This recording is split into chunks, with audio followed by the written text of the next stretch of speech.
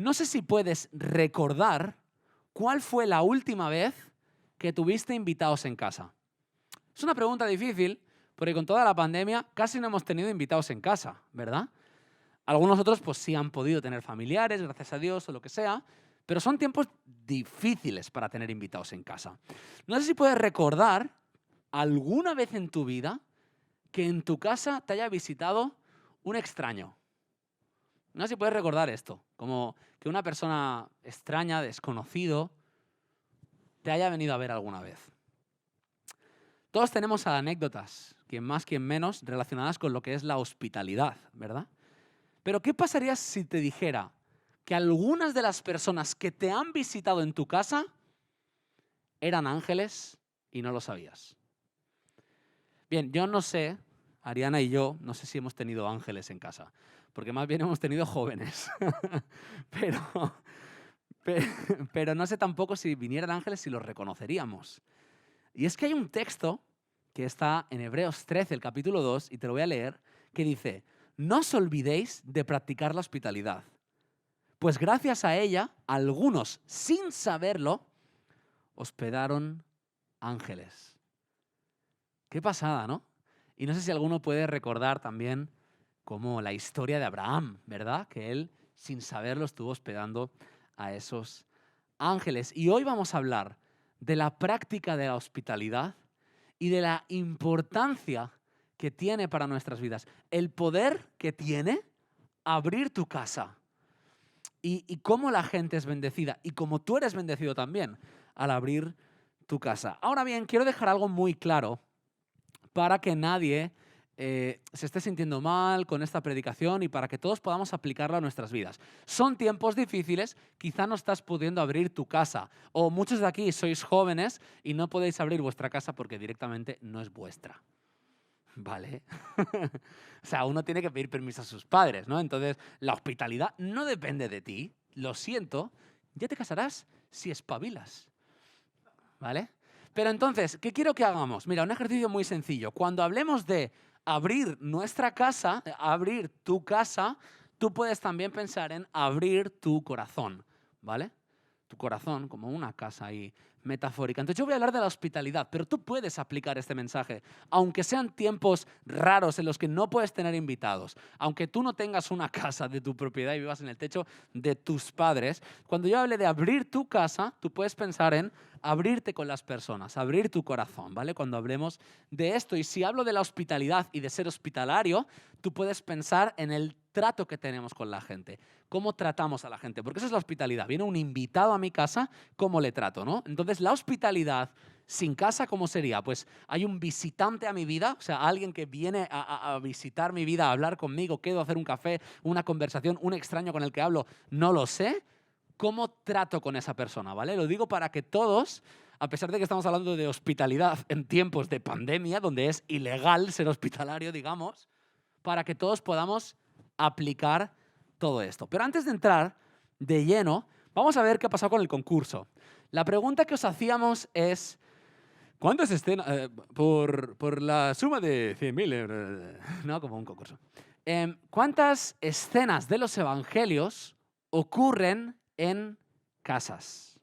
¿Cuántas escenas de los evangelios ocurren en casas? Tengo que decir, me sabe mal porque esto se está grabando y sabemos que esto es lo que va a ir a YouTube, porque sabemos lo que sabemos. Tengo que decir que en este culto ha habido más aciertos que en el anterior. Así que un aplauso para vosotros. Sí. Ah, también hay gente que repite culto. Entonces, como que no vale, ¿no? Eso es como trampa, ¿no? Porque han escuchado el resultado. ¿Cuántas escenas? Decíamos escenas porque a veces fueron milagros, a veces fueron enseñanzas de Jesús en una casa, a veces fueron debates, discusiones. Un discípulo preguntaba. Sucedieron varias cosas en las casas, ¿no?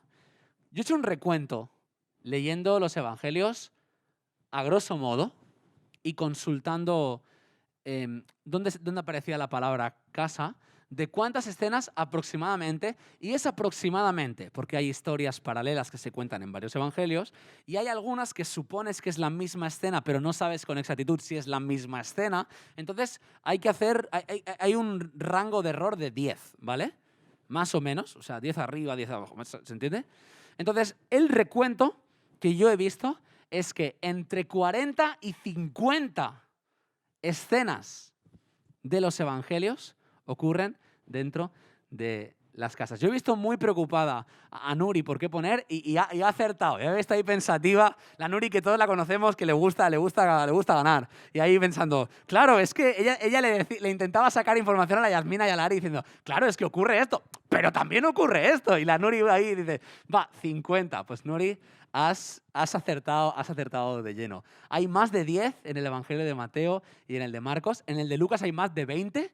Y en el de Juan, curiosamente, he encontrado 5. No sé si es que ya era el último evangelio, yo leía cansado, pero encontré 5 momentos donde las cosas ocurrían en casa. Sea como sea, ¿no? Era orientativo, era para algo hacer más dinámico, más didáctico, pero sea como sea la enseñanza, muchas de las cosas ocurren cuando la gente abre las puertas de su casa. Muchas de las cosas ocurren cuando Jesús es invitado a una casa o se autoinvita a una casa. Yo recuerdo en la puerta de la iglesia, siendo pequeñito y diciéndole a mi madre, mamá, ¿puedo ir a comer a casa de mi primo? Y mi madre me contestaba, ¿te ha invitado? Y yo, pero le puedo preguntar a mi tía. Y mi madre, pero no te ha invitado. Si yo hubiera sabido más de las Escrituras, le hubiera dicho, ¿acaso Jesús no se autoinvitaba a casa de los desconocidos a comer? Y muchas de las experiencias ocurren cuando estas personas abren su casa. Y hoy quiero hablar de estas bendiciones de abrir nuestra casa, de abrir nuestra vida, ¿no? Para que la gente venga. Y la casa es ese sinónimo, esa metáfora de ese espacio donde la naturalidad se da, donde lo natural aflora, ¿no? Y vamos a estar hablando de eso. Samu me pidió que pudiéramos compartir también desde nuestra experiencia que Ari y yo vivimos. Y sobre esto quiero decir algo importante. Nosotros abrimos nuestra casa, aprendimos esto de un matrimonio que nos ha ayudado mucho en nuestra vida cristiana y también en nuestra relación, que son Josu y Leo de Mallorca. Ellos abren su casa mucho más que nosotros. O sea, nosotros hemos estado en casa de Josué y Josué, me voy y nos deja en su casa, se va, no está en casa, estamos ahí, vale, pues se ha ido, nos ha dejado su casa, bueno, eso aún lo hemos hecho tú y yo, pero de repente entra un joven de la iglesia, pica, ¿está Josu? No, pasa hacia adentro, se va a la cocina, abre la nevera, coge un refresco, lo abre y abre unas patatas y digo, ese es el nivel de hospitalidad que nosotros, al que hemos sido expuestos, al que todavía no hemos llegado. Y nosotros aprendiendo de ellos, también recibimos esta bendición y quisimos hacer esto en nuestra casa. Pero quiero decir algo muy importante. La práctica de la hospitalidad es una práctica que como cristianos todos debemos hacer, pero no todo el mundo la hará, ni con la misma frecuencia, ni con la misma facilidad. Y esto está bien. Es similar al evangelismo. ¿Sabéis cuando hablamos de evangelismo que hay personas que tienen más facilidad para el evangelismo y que más frecuentemente hablan y comparten a otros acerca de Jesús? Sin embargo, el evangelismo es un mandato para todos los cristianos de ser testigos, ¿verdad? Es un poco ese ejemplo, no sé si se está entendiendo, como el deber de ser hospitalarios está en todos los cristianos, ya sea abriendo nuestra casa una vez al año en Navidad, o ya sea abriendo nuestra vida, ¿no? O nuestros negocios. Muchos aquí yo veo, Julián y Nuri, a lo mejor no tienen mucha gente en su casa todo el año, pero constantemente están recibiendo gente en su tienda y ahí se practica la hospitalidad también, cómo recibes a los clientes, ¿no? Hay muchos formatos para la hospitalidad. No quiero que al hablar de nuestra experiencia, Ari y mía, que crezca algo de, ay, así es que debo ser. No, nosotros entendemos que Dios nos ha dado una facilidad para eso y que más frecuentemente lo hacemos y que no todo el mundo tiene que hacerlo y está bien. En casa de mis padres no era así, era otro tipo de hospitalidad y también considero que mis padres son hospitalarios. ¿Se entiende esto? Es porque me gustaría avanzar sin que hubiera algo como de culpa, ¿no? Yo voy a compartir ciertas experiencias que nos ayudarán a entender cosas sin que hubiera algo de culpa. Porque el mensaje, en base a la experiencia que hemos tenido siendo hospitalarios, pero en base a lo que he visto en la palabra, quiero darte 3 situaciones que se dan cuando tú abres tu casa, cuando tú abres tu vida a otros, cuando tú abres tu corazón.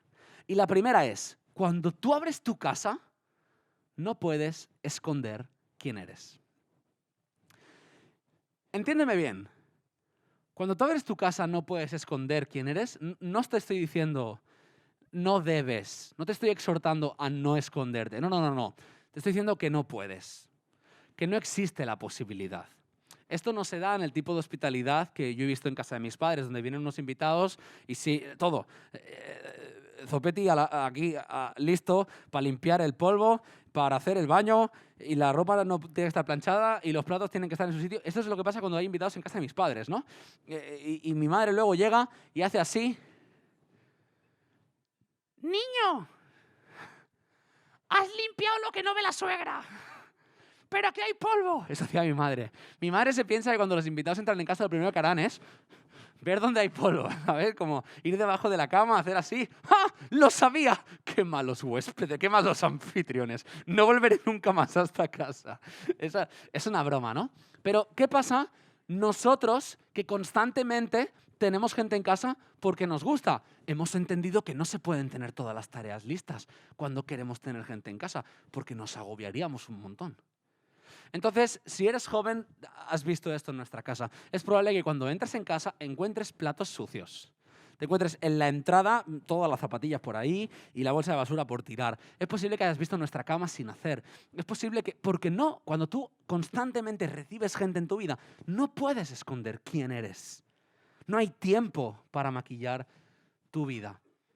No están mis apuntes, pero en el primer culto he contado una anécdota y a la gente le ha gustado mucho y le ha ayudado a entender, así que la voy a volver a contar.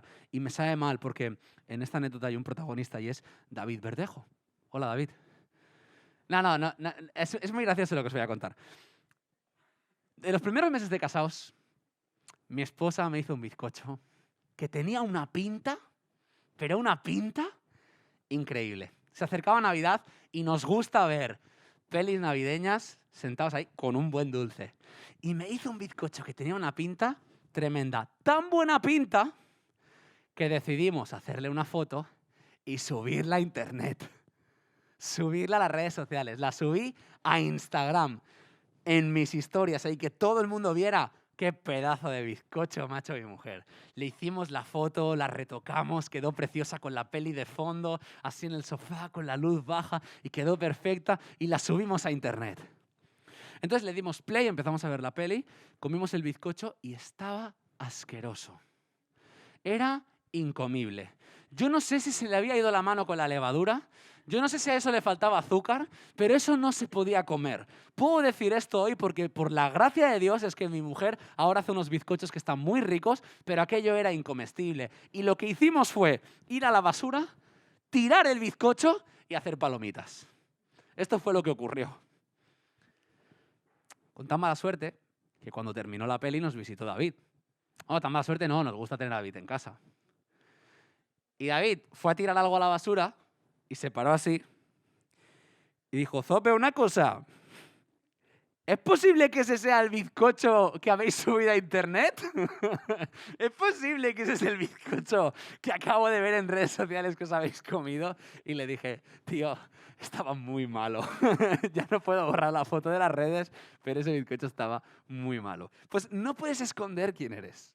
No puedes esconder qué pasa con tu vida. No te da tiempo de maquillar tu casa. Y hay un versículo muy conocido, si quieres buscarlo, pero casi algunos no necesitaréis buscarlo porque os sabéis estos textos de memoria. Segunda de Corintios 12:9. Segunda de Corintios 12:9 dice, bástate mi gracia porque mi poder se perfecciona en la debilidad. Pero sigue el versículo. Esa frase es muy conocida, la hemos visto en portadas de libretas, en cuadros, en muchos sitios bonitos. Pero sigue y dice, por tanto, haré más bien alarde de mis debilidades. Porque cuando soy débil, entonces, soy fuerte. Dice, haré alarde de mis debilidades. Uno podría pensar que abrir su vida, no poder esconder quién es y que vean quién realmente es o qué realmente está viviendo, qué realmente le está pasando, eso podría parecer una amenaza. Eso podría parecer que me hago demasiado vulnerable, que en cualquier momento me hago chiquitito, me pueden pisotear. Pero Pablo dice, haré más bien alarde de mis debilidades. Y lo que he visto es esto. Cuando yo hablo de mis habilidades, pues vale, ¿no? O sea, a la gente no le parece mal, tampoco es que les parezca súper bien, pero ni fu ni fa, es como, ok, vale, tienes estabilidad, está bien. Ahora, a veces hablando de mis habilidades, puedo llegar a crear en otras personas la sensación de que soy un superhéroe inalcanzable. Los jóvenes podrían ver que soy un buen marido, que todo está perfecto, pero a lo mejor crearía en ellos la sensación de que es difícil ser marido y tener todo en el orden. En cambio, haciendo alarde de mis debilidades, hasta ellos se dan cuenta de que en el fondo no somos tan diferentes y sí se puede. Y que siendo débil nos podemos ayudar unos a otros. Cuando constantemente abres tu corazón y tu casa a la gente, cuanto más convives con las personas, más te tocará ver su parte buena, pero más te tocará también ver su parte mala. Y ahí es donde pueden ver que eres un buen marido, pero que le has hablado mal a tu mujer. Porque esto algunos que han venido a casa lo han podido ver a lo mejor. Que hayamos discutido en algo.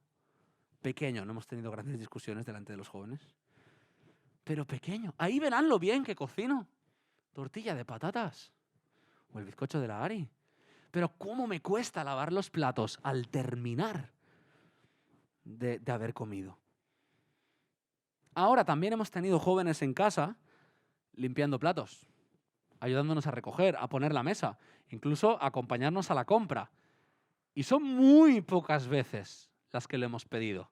A lo mejor sí que es verdad que a alguien le hemos pedido, oye, me echas un cable en cocina, vamos charlando mientras yo cocino, me fregas esto, o mientras yo frego, me vigilas la sartén. Esto alguna vez lo hemos hecho, pero la mayoría de veces se han ofrecido a ayudarnos cuando han visto el trabajo. Han sido muy buenos huéspedes. ¿Por qué? Porque cuando tú muestras tu debilidad, es que otro ve que tiene una oportunidad para ayudarte. Es por eso que parece hacer alarde de mis debilidades, parece una amenaza, pero en realidad le estoy dando la oportunidad a otros de practicar sus dones, dejarse usar por Dios y ayudarme. Y este versículo lo explica y se complementa muy bien con otros dos versículos. Dice, bástate mi gracia, porque mi poder se perfecciona en la debilidad. Entonces, cuando haces alarde de tus debilidades, dice, bástate mi gracia. Hay un versículo de Hebreos que dice, procurad que ninguno deje de alcanzar la gracia de Dios. Quiere decir que a veces Dios pone la responsabilidad de alcanzar la gracia en la iglesia. Entonces, otros pueden derramar gracia sobre ti cuando tú te muestras débil. ¿Se está entendiendo esto? Y dice, mi poder se perfecciona en la debilidad. El poder del Espíritu Santo a través de tus hermanos se puede poner en práctica cuando tú les muestras que necesitas ayuda. Cuando tú muestras que necesitas ayuda, esa es la plataforma perfecta para que tus hermanos en la fe pongan en práctica sus dones y te ayuden. Y esto se conecta muy bien con el siguiente punto. Hay una historia de estas míticas. Cuando David pecó y se acostó con Betsabé y cometió adulterio, el gran rey David, con líos de faldas. ¿Sabes cómo David entró en razón? ¿Sabes cuándo David entró en razón? ¿Sabes cómo Natán reprendió a David? Usó una historia sobre un mal anfitrión. Usó la historia de un hombre que tenía un invitado y por no matar una de sus ovejas, fue y le robó la ovejita a un hombre pobre y la mató. ¿Quién ha sido ese hombre tan malo? Porque en la hospitalidad puedes ver la debilidad del anfitrión. Y Natán le dijo, has sido tú. Y le puso el ejemplo del pecado que él había cometido. Y ahí es donde llega el siguiente punto. ¿Por qué? Porque cuando uno está en casa es más natural. Y puedes ser como eres. Pero los otros también. Y el segundo punto es que cuando abres tu casa se quiebran las máscaras. Es decir, yo como anfitrión puedo ser quien soy, no puedo esconderme, pero el otro también. En casa no hay lugar para los formalismos. En mi casa, por ejemplo, tienes que descalzarte para pisar la alfombra. Iba a hacer el ejemplo de descalzarme, pero Pau nos ha dejado muy claro que en esta iglesia no hay tomatierra y me podría pasar la corriente, ¿verdad? Si me descalzase. En mi casa tienes que descalzarte. Tienes que descalzarte para pisar la alfombra. Es una alfombra blanquita, con la cantidad de invitados que tenemos, si todo el mundo lo hubiera pisado con los zapatos ya no tendríamos alfombra. Y le pedimos a la gente que se descalce y nosotros tenemos unos calcetines así calentitos. Tenemos un cajón lleno de calcetines para invitados, para que quien quiera venir y se quiera poner ahí los calcetines y pueda ir. O las zapatillas, tenemos varios pares de zapatillas y las dejamos. Y descalzarte es ese sinónimo, ¿no? De hacerte más vulnerable. Uno llega a casa y se relaja. Uno llega a casa y hace, por fin estoy en casa, ¿no? Esa expresión americana que dice home, sweet home, hogar, dulce hogar. En casa no hay rituales, no hay micrófonos ni altavoces. En casa uno puede descansar y ser como es. Y obviamente todos tenemos máscaras que no simplemente con estar en casa o tomar un café se van a romper. Obviamente todos tenemos máscaras que vamos a tener que quebrar intencionadamente. Pero en el entorno de la casa uno es más natural y puede abrirse con facilidad. Uno en casa puede llorar con el que llora y reír con el que ríe. Y lo más importante es que quien esté en nuestra vida, quien esté en nuestra casa, a quien le abramos nuestro corazón, pueda sentir la libertad y la confianza de poder abrir su corazón también, tal y como le hemos abierto a la casa. Yo abro mi casa con los platos sucios, esperando que nadie me va a juzgar. Yo abro mi casa con confianza, dando libertad a la gente, entendiendo que no me van a robar, que no me harán daño. Entonces lo que ocurre es que esa persona puede abrir su corazón, porque sabe que no la vas a juzgar y que no le vas a hacer daño ni le vas a robar. Porque tú le has mostrado eso con ese gesto hospitalario. Cuando tú le das una muestra de confianza a alguien, le es más fácil, ¿no? Y aquí hay una historia que me ha dejado trastocado, porque es una historia que conocemos. Hemos estudiado durante la pandemia juntos la historia del endemoniado gadareno, que aparece en varios evangelios. Y yo me gusta mucho, la puedes leer luego en casa porque es tan larga que no la vamos a leer, pero creo que más o menos la conocemos, ¿verdad? Si estás viendo esto en YouTube, mira, me dirijo ya, rompo la cuarta pared, que se dice. Si estás viendo esto en YouTube, puedes pausar el vídeo y leer ahora Marcos 5 del 1 al 20, por ejemplo, o Lucas 8, que es donde yo voy a ir ahora, y esta es la historia. La historia está en Lucas 8, del 26 al 39. No hace falta que la busquemos los que estamos aquí, pero la conocemos, ¿verdad? Aquel endemoniado que vivía en los sepulcros, ¿os acordáis? No me había dado cuenta de un detalle, que leyendo el Evangelio de Lucas, que quizá esta historia la he leído más en el de Marcos, me ha llamado mucho la atención. Y os lo voy a leer. Dice que al desembarcar Jesús, un endemoniado que venía del pueblo le salió al encuentro. Dice, hacía mucho tiempo que este hombre no se vestía y también hacía mucho tiempo que este hombre no vivía en una casa. Hacía mucho que no vivía en una casa, sino en los sepulcros. Cuando vio a Jesús, dio un grito y se arrojó a sus pies. Exclamó con fuerza, ¿por qué te entrometes, Jesús, hijo del Dios Altísimo? Te ruego que no me atormentes. Es que Jesús le había ordenado al espíritu maligno que saliera del hombre, que se había apoderado de él muchas veces y dice, aquí es el otro punto, aunque le sujetaban los pies y las manos con cadena y lo mantenían bajo custodia, él rompía las cadenas. No se está refiriendo a que los demonios lo sujetaban. Si lees Marcos 5, es la gente del pueblo. Tenía tanto miedo de ese endemoniado que le sujetaban con cadenas. Hacía mucho que no vivía en una casa. La gente de ahí le sujetaba con cadenas. Dice, y el demonio lo arrastraba a lugares solitarios. Estamos hablando de un hombre que hacía mucho que no vivía en una casa. Y que la gente, la misma gente que le tenía que ayudar, le ataban. Que lo que importaba es que estuviera bien atado, que no molestase, que no asustara a la gente, que no fuera una amenaza, que estuviera dominado, que estuviera encadenado, que no pudiera ser como es. Y dice que se soltaba y el demonio, ¿dónde lo arrastraba? A lugares solitarios. Y en realidad lo que ese hombre necesitaba era compañía. Y el demonio lo arrastraba a lugares solitarios. Y ese hombre lo que le pasaba es que hacía mucho que no tenía una casa. Hacía mucho que no tenía una casa. Por eso he entendido algo que antes no entendía. O que sí entendía, pero me molestaba. Cuando el endemoniado gadareno es liberado y le dice a Jesús, ¡déjame seguirte! Y Jesús le dice, ¡no! Y digo, jolín, Jesús, que aquí lo tratan muy mal. ¿No ves que lo atan con cadenas al pobrecillo? Lo tratan muy mal. Déjale ir contigo, Jesús. Por fin. Y Jesús le dice, no, no puedes venir conmigo. Y le dice, vuelve a tu casa y cuéntale a los tuyos lo que el Señor ha hecho contigo. Y ahora, cuando unes esto, lo entiendes. Es que el demonio lo arrastraba a estar solo. Lo que necesitaba ese hombre no era ser un discípulo de Jesús que le siguiera a todas partes. Lo que necesitaba este hombre era Jesús para que le liberase y luego ir a su casa.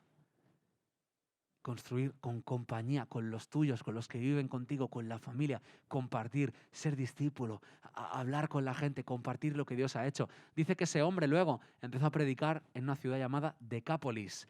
Pero te hago spoiler, Deca, griego, 10. Polis, griego, ciudades. 10 ciudades. Decápolis. Ese hombre empezó a predicar en 10 ciudades. Jesús fue, cruzó el lago, lo liberó del demonio y se cruzó al lago otra vez. Y ese hombre predicó en 10 ciudades, algunas de las cuales son iglesias del Apocalipsis, de las 7. ¿Qué pensamos? Que Jesús, lo que ha hecho con él, pobrecillo, no le ha dejado huir. Había un propósito mayor ahí. Pero lo que ese hombre necesitaba era volver a casa. Y ese conecta con el tercer punto, ya terminando. Cuando abres tu casa, otros abrirán su corazón. Tú puedes ser hospitalario, porque hospitalario va de ser un hospital para la gente. Tú tienes que ser un hospital para la gente. Yo he entendido que abrir tu casa facilita que otro abra su corazón, porque al final lo que la gente necesita es una casa. Hay gente que necesita una casa. Hay miedo a la soledad, miedo al fracaso. La gente se siente desprotegida, la inseguridad crece. Hay gente que no sabe qué hacer en esta vida. ¿Y sabes qué? Honro la tarea que hacen los psicólogos. Mi tía es psicóloga, una de mis mejores amigas es psicóloga, mi hermana está estudiando psicología. Honro la tarea que hacen los psicólogos. Pero la gente se pasa parte de su vida gastándose dinero en algunos problemas que se solucionan con un buen café en casa. Hay problemas que son de consulta, son de profesional, pero hay gente que va al psicólogo por problemas que se solucionan con unos buenos amigos. O que te podrías haber ahorrado con unos buenos amigos, con un buen café. Hay gente nómada que nunca ha encontrado descanso en ningún lugar. Otros que huyen toda su vida cuando en realidad lo que quieren es permanecer en un sitio. Personas desprotegidas que necesitan un refugio. Y no te equivoques, no estoy hablando solo de gente que no es cristiana. Los propios cristianos necesitamos crecer en nuestras relaciones. Somos los primeros que tendemos a ir a los lugares solitarios y creer que podemos ganar esta batalla solos. Eso es lo fácil. Lo difícil es exponerse y decir, hola, te necesito. Lo que no esperas es que cuando le digas a alguien, hola, te necesito, él te va a decir, hola, yo también. Hola. Hola, yo también. Y el Evangelio nos ha regalado muchas cosas buenas, pero a veces no hemos sabido transmitirlas con esa naturalidad. Mira, entre 40 y 50, decíamos. En casas, ¿no? Y esa formalización que a veces necesita el Evangelio necesita ser presentado de esa forma formal, pero a veces hemos perdido hospitalidad ahí. Hemos perdido calor, o esta palabra tan bonita en catalán, que aunque la traducción al castellano es calor, me gusta más en catalán, que es la palabra caliu. Caliu, esa palabra no tiene traducción, porque se traduce como calor, pero calor es como, pues qué calor, ¿no? La calor també existeix en català. Pero ese caliu, ese de calor familiar, de altar familiar, ese calor de amistad, de aquí estamos bien. Si encuentras una palabra para definirlo en castellano me ayudaría. Necesitas un buen café más de lo que crees. Donde digo café, digo té, colacao, cacao puro para los real fooders. Necesitas quedar con alguien y desahogarte. Necesitas verte con uno de tus hermanos y contar tus penas y ser escuchado.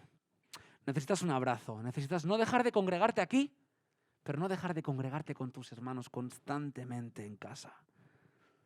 Lo fácil es quedarte en tu casa y creer que tú solo puedes batallar esto.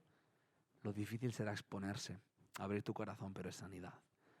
Para terminar, déjame dejarte con un dato que me llamó mucho la atención cuando hice este recuento.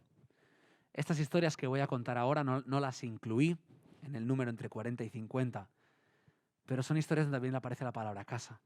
Y son algunas historias donde Jesús comparte acerca de la vida eterna, acerca del fin de los tiempos. Por ejemplo, la puerta estrecha, cuando habla de pasar por la puerta estrecha y tal. La parábola del banquete, donde hay que invitar a muchos siervos, ¿no?